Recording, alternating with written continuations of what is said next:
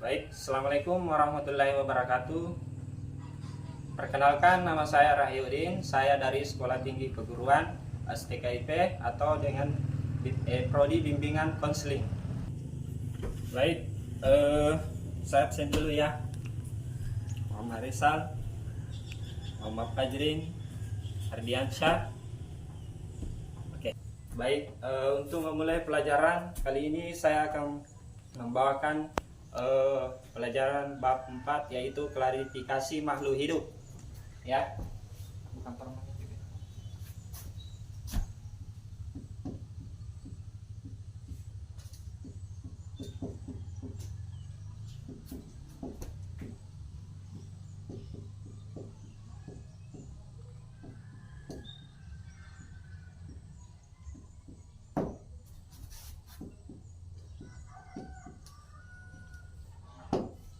Oke, ini klarifikasi makhluk hidup. Nah, untuk memulai pelajaran, Bapak akan bertanya kepada adik-adik sekalian. Sebelumnya di SD kemarin diajarkan kan yang namanya jenis-jenis pengelompokan makhluk hidup. Nah, ada dari salah satu dari kalian yang boleh mengutarakan atau boleh memberikan contoh jenis-jenis pengelompokan makhluk hidup. Ada dari salah satu kalian? Oke, baik. Kalau sudah lupa, saya akan menjelaskan. Yang pertama, manusia. Yang kedua, hewan. Yang ketiga, tumbuhan. Nah, tumbuhan. Inilah 3 jenis pengelompokan makhluk hidup. Yang pertama yaitu manusia, yang kedua hewan, yang ketiga tumbuhan. Nah, untuk mengetahui ketiga jenis pengelompokan makhluk hidup ini, kita harus mengetahui ciri-cirinya.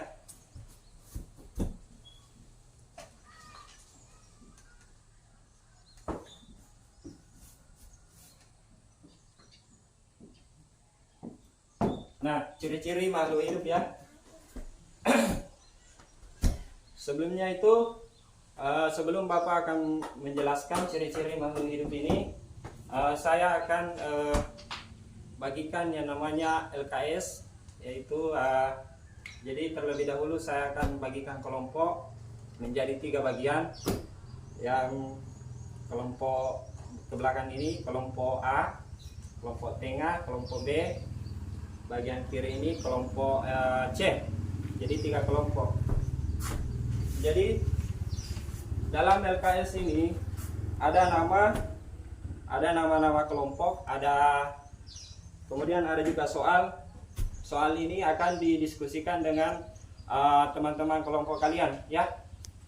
Jadi sebentar ada sesi-sesi ada sesi untuk menjawab soal ini ya. Sebelumnya saya akan jelaskan dulu mengenai ciri-ciri makhluk hidup. Baik, ciri-ciri makhluk hidup yang pertama, bergerak.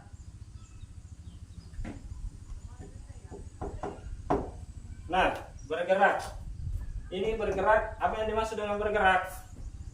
Bergerak itu taruhlah berpindah tempat ya. Jadi manusia, contoh manusia bergerak dengan otot, pakai otot, tulang, sama dengan hewan pun bergerak dengan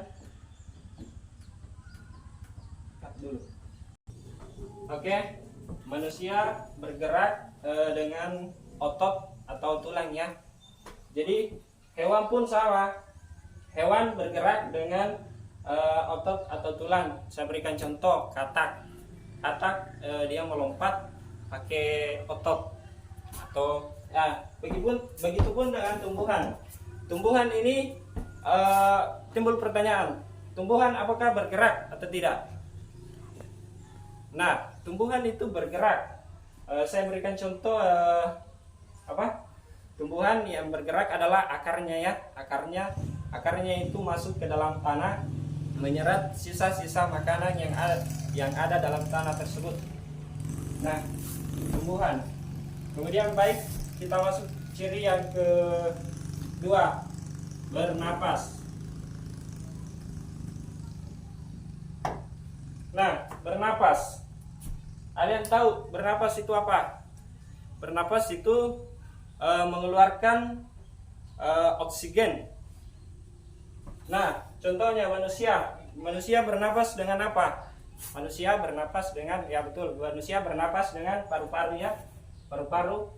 Begitupun dengan hewan pun ada yang bernapas dengan paru-paru, ada yang bernapas dengan insan, ada yang bernapas dengan kulit, tergantung dari jenis hewannya ya. Oke, baik. Sampai sini paham? Kita beralih ke ciri yang ketiga. Ciri yang ketiga, berkembang biak dan tumbuh.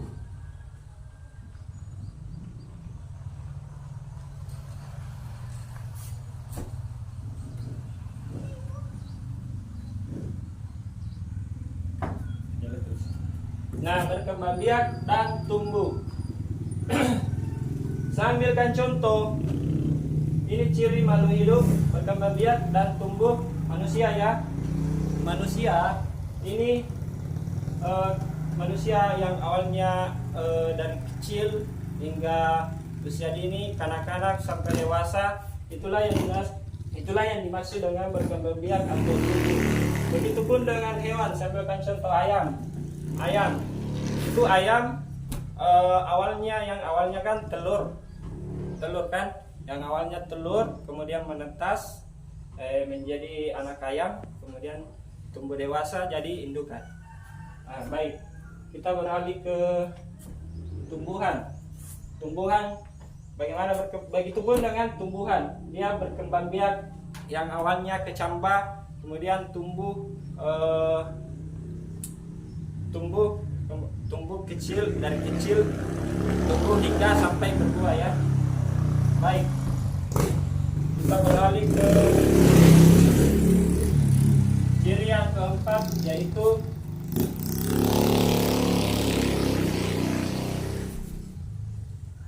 membutuhkan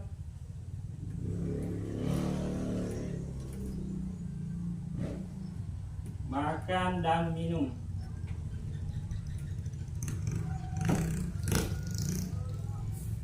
Nah, membutuhkan makan dan minum, ini ciri yang keempat. Nah, setiap makhluk hidup, baik yang namanya manusia maupun hewan, tumbuhan, kita semua membutuhkan yang namanya makan dan minum ya. Jadi dari sisi manusia, kita membutuhkan yang namanya karbohidrat, 4 sehat 5 sempurna. Nah, dari sisi hewan, pun dia membutuhkan yang namanya makanan dan minuman, baik hewan karbivora, omnivora dan lain-lain. Tumbuhan pun membutuhkan namanya makanan dan minum. Akarnya itu yang masuk ke dalam tanah, yang menyerap sisa-sisa nutrisi yang ada dalam tanah tersebut. Tumbuhan. Oke, baik. Ciri yang lima, peka terhadap rangsangan.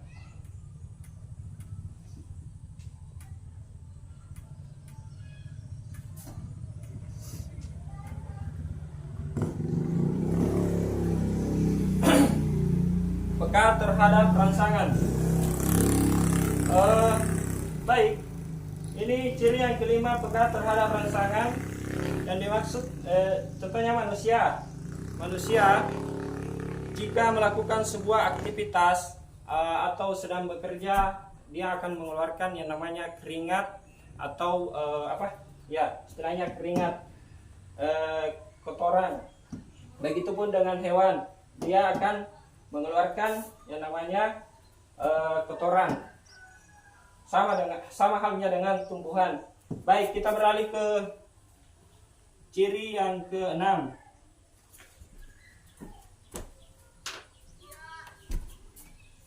peka mengeluarkan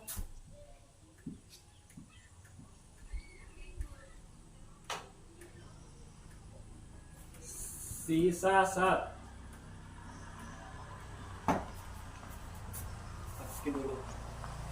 Oke, ciri yang keenam mengeluarkan sisa zat.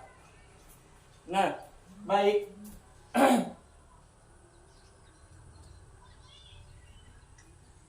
Baik, dari sisi manusia, baik, ciri yang keenam itu peka terhadap rangsangan. Dari sisi, saya berikan contoh dari apa? Dari sisi manusia, contohnya apabila dicubit dia akan merasakan kesakitan. Begitupun dengan hewan, apabila dipukul dia akan merasakan kesakitan. Begitupun dengan tumbuhan. Tumbuhan, saya berikan contoh rangsangan itu seperti putri malu. Putri malu itu apabila disentuh dia akan daunnya akan menutup ya. Itulah yang dinamakan rangsangan atau stimulus dari luar. Baik, dari keenam jenis ini, ciri makhluk hidup ini ada yang kurang jelas, mungkin ada yang mau ditambahkan atau ada yang mau dipertanyakan salah satu dari kalian. Oke, baik, kalau tidak ada pertanyaan, saya akan beri waktu. Tadi kan diberikan LKS, saya akan beri waktu kalian 10 menit untuk menjawab LKS ya, didiskusikan dengan teman-teman kalian. Baik, ini LKS-nya sudah dikumpul dan sudah diisi jawabannya dengan kelompok masing-masing ya. Jadi untuk mempersingkat waktu karena waktu mepet, jadi mungkin pembelajaran kali ini sampai di sini dulu. Dan sebelum Bapak menutup pembelajaran ini, saya ingin salah satu dari kalian menyimpulkan ini ciri-ciri makhluk hidup.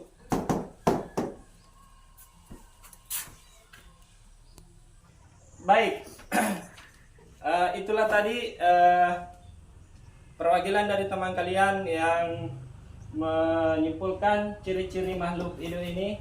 Jadi yang pertama bernapas, yang bergerak, yang kedua bernapas, yang ketiga berkembang biak dan tumbuh, dan yang keempat membutuhkan makan dan minum, yang kelima mengeluarkan sisa zat, yang keenam peka terhadap rangsangan.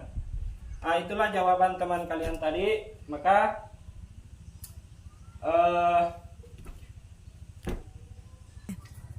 baik, karena waktu kita yang sudah mepet dan Bapak akan akhiri pelajaran kali ini, dan saya akhiri dengan ucapan assalamualaikum warahmatullahi wabarakatuh.